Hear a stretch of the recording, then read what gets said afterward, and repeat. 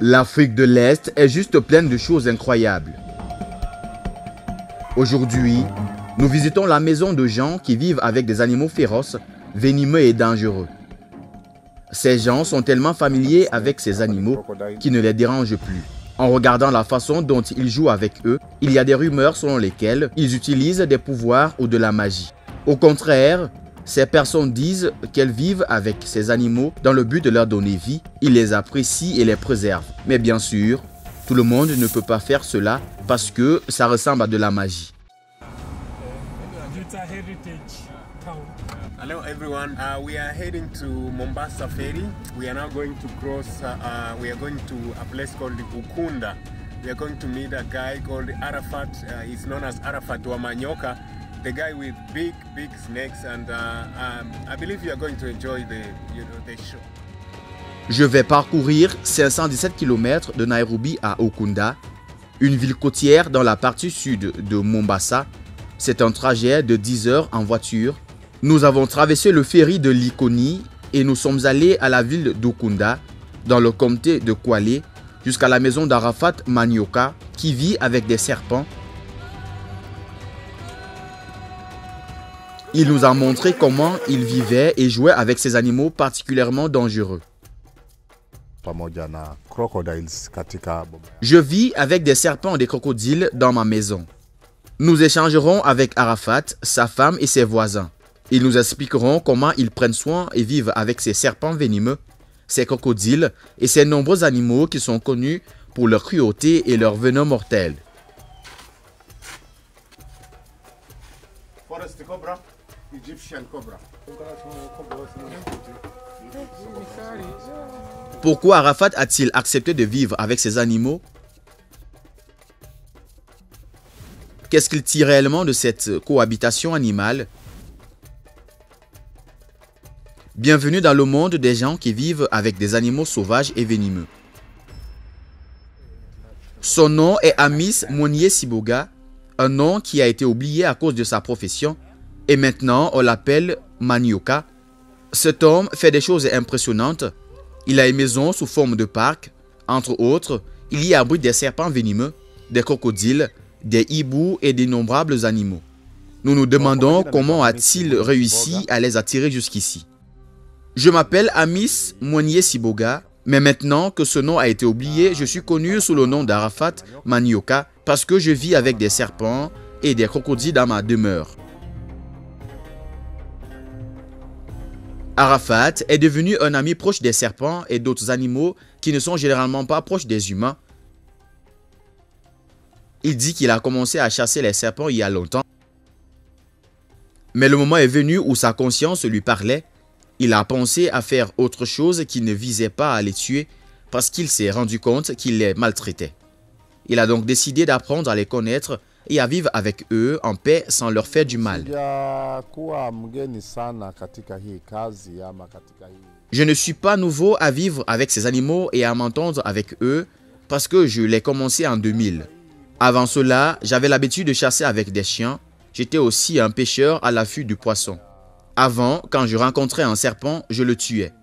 Quelque temps après, je me suis assis et je me suis demandé combien de serpents j'avais tués et j'ai réalisé qu'ils étaient beaucoup trop. Après cela, je me suis demandé si, en plus de commettre le crime de tuer des serpents, selon mes croyances, je ne pouvais pas en bénéficier autrement, trouver un moyen de vivre avec eux au lieu de les tuer. Il y avait beaucoup de débouchés qui pouvaient m'aider. C'est donc là que tout a commencé. Au lieu de tuer des serpents de ce nombre, j'ai pensé que je pouvais faire des recherches, puis apprendre à les connaître en profondeur. Alors, en 2000, j'ai commencé un parcours de 2 ans pour les connaître jusqu'en 2002. Et à partir de là, je suis devenu un ami des serpents. C'est en 2006 que j'ai commencé mon élevage de serpents. Vous pouvez le voir ici, c'est marqué « Parc de serpents de la jungle » parce que j'avais remarqué que de nombreux serpents étaient tués sans aucune raison. Je voulais alors aussi que d'autres personnes le sachent pour éviter que plus de serpents ne soient tués en vain.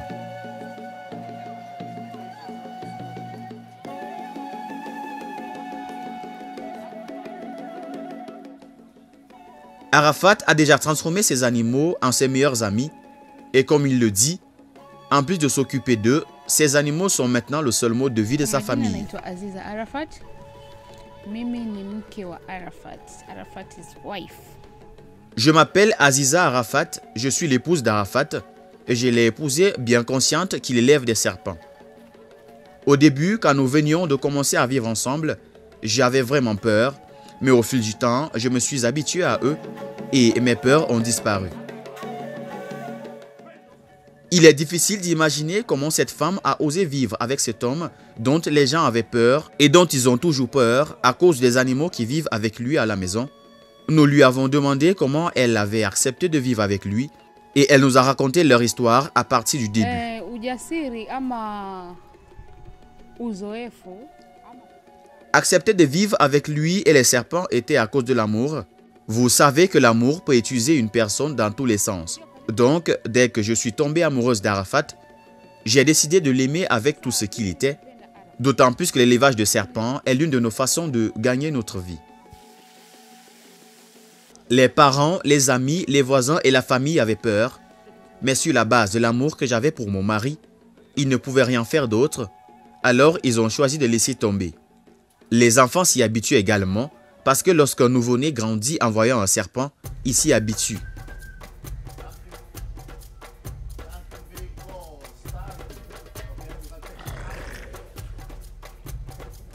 Kwa hivyo nimeumwa zaidi ya mara mbili. Nimeumwa na Black Mamba. Personne ne peut obtenir ce qu'il veut sans transpirer. Ces serpents m'ont mordu à plusieurs reprises. Il faut donc beaucoup de sueur pour atteindre vos objectifs. En tout, j'ai été mordu par 2 serpents. Le premier, c'était le serpent le plus toxique de toute l'Afrique, le mamba noir. Et le deuxième, un mamba vert, qui est considéré comme le 2e serpent le plus dangereux en Afrique.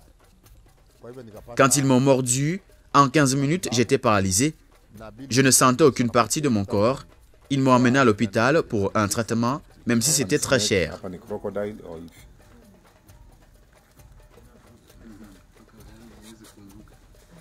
Pofada, Green Mamba, Crocodile.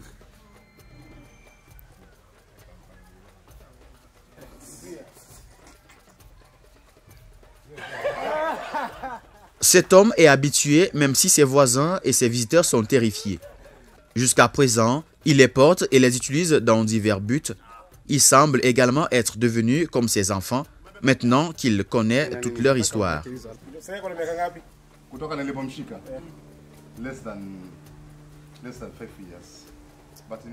Ce serpent est avec moi depuis 5 ans et a eu de nombreux problèmes. Je suis allé dans la forêt et j'ai rencontré un homme, un chasseur. Il m'a dit que ses chiens sont allés à la rivière et que l'un d'eux a disparu. C'est ce serpent qui l'avait avalé. J'ai immédiatement pris une moto, j'ai roulé vers la rivière et j'ai commencé à le chercher pendant environ 1h30. Je suis enfin parvenu à le retrouver et il était fatigué et n'avait aucune force. Je l'ai apporté avec moi et j'ai fait tout ce que je devais faire pour lui jusqu'à ce qu'il se rétablisse. Il a commencé à bien manger sans aucun problème, a commencé à boire de l'eau fraîche. J'ai donc commencé à m'entraîner avec lui et jusqu'à présent, vous pouvez voir qu'il est très paisible et que je suis en paix en vivant avec lui ici à la maison. Il mesure maintenant environ 4 mètres de haut et peut atteindre 8 mètres. Je m'appelle Bintui Rassitou. Arafat est un voisin que je considère comme mon cousin. Il a commencé à élever les animaux il y a longtemps. Cependant, je n'ai jamais touché à aucun de ces serpents, à part juste les regarder. Je ne vois pas de problème auquel la famille Arafat est confrontée à cause de l'élevage de serpents et de crocodiles jusque-là, parce qu'ils vivent bien avec leurs animaux.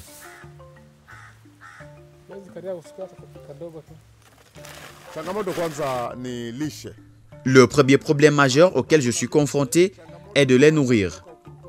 Lorsque vous sortez un serpent ou un crocodile de la forêt, vous êtes confronté au problème de leur survie parce qu'ils s'habituent à un régime alimentaire régulier qui nécessite beaucoup d'efforts. Continuer à regarder des choses inconnues autour d'eux n'est pas facile. En d'autres termes, pour qu'un serpent ou un crocodile s'habitue à une vie différente qui n'est pas dans la nature, ce n'est pas quelque chose de facile.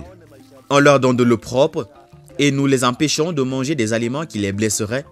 Cependant, les serpents sont comme les humains. Quand ils s'habituent à ce qu'ils mangent, Vous ne pouvez pas le changer.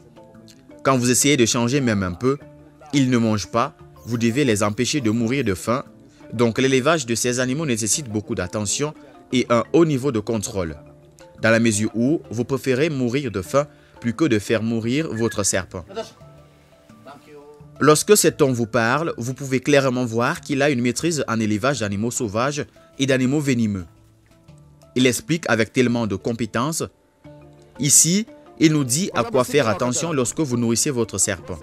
Un serpent a des heures fixes pour manger. S'il n'obtient pas de nourriture pendant ces heures, il perd immédiatement du poids, devient faible. Si cela se produit une deuxième fois, il ne vit pas et meurt immédiatement. Arafat est un éleveur professionnel. Sa maison est pleine de nombreux animaux et vaut la peine d'être visitée. Les visiteurs sont étonnés par sa capacité à vivre avec tous ces animaux en tant qu'amis. Voici le parc Arafat.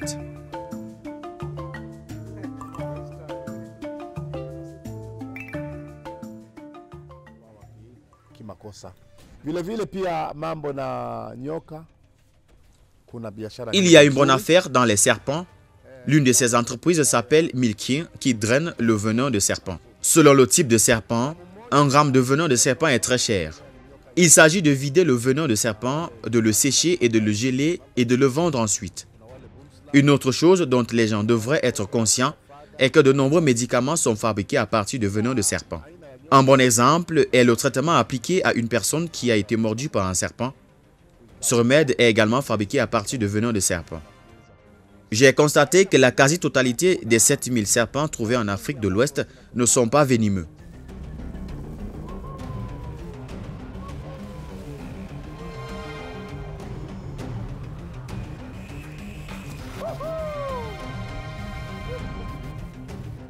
Je m'appelle Raphaël, vous êtes sur Afrimas Français. Merci d'avoir regardé ce reportage. N'oubliez pas de vous abonner.